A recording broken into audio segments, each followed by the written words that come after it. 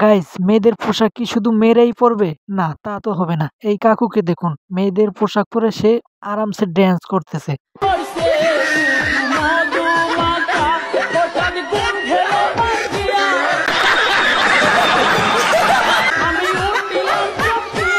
তবে এই কাকুকে তো ধন্যবাদ দেওয়াই দরকার, কারণ আমরা যেটা পারিনি সেটা এই কাকু করে দেখেছে।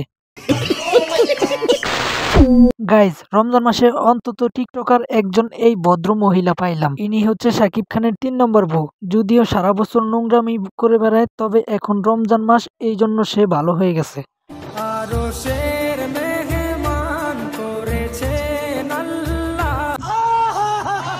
তবে এটা বেশি দিনের জন্য না, শুধুমাত্র রমজান মাসেরই জন্য। তারপর তারা আগের মতো আবারও নোংরা ভিডিও বানানো শুরু করবে। বলেন কি? গাইস, এই রমজান মাসে কতই না বেহায়া টিকটকার আছে, কিন্তু এই বাইকে দেখুন, সে কতটাই না ভদ্র। মেয়েকে দেখে সে মনে হয় যে কিছুই দেখলো না। তবে এটা তাদের বেশি দিনের জন্য না, শুধুমাত্র রমজান মাসের জন্য।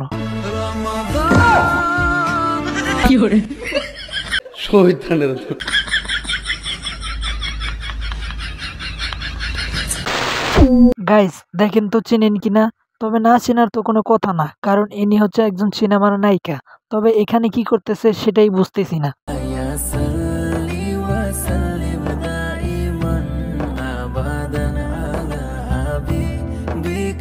আমি বিশ্বাস করি না। তবে আপনারা যদি জানেন তাহলে অবশ্যই কমেন্টে জানাবেন।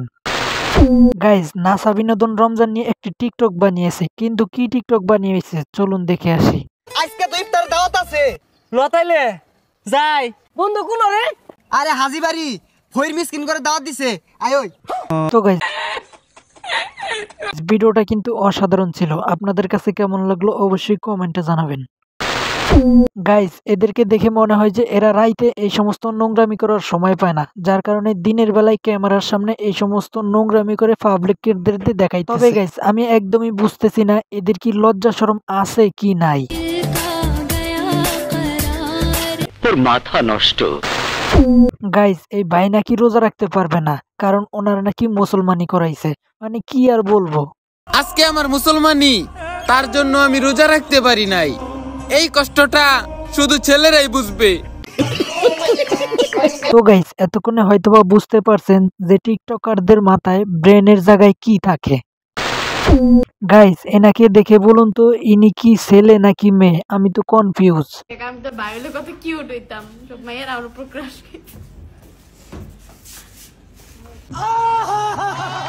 তবে এনাকে দেখলে মনে হয় ইনি একজন ছেলে, কিন্তু আমি তো সেটা জানি না। আপনারা যদি জানেন অবশ্যই কমেন্টে জানাবেন।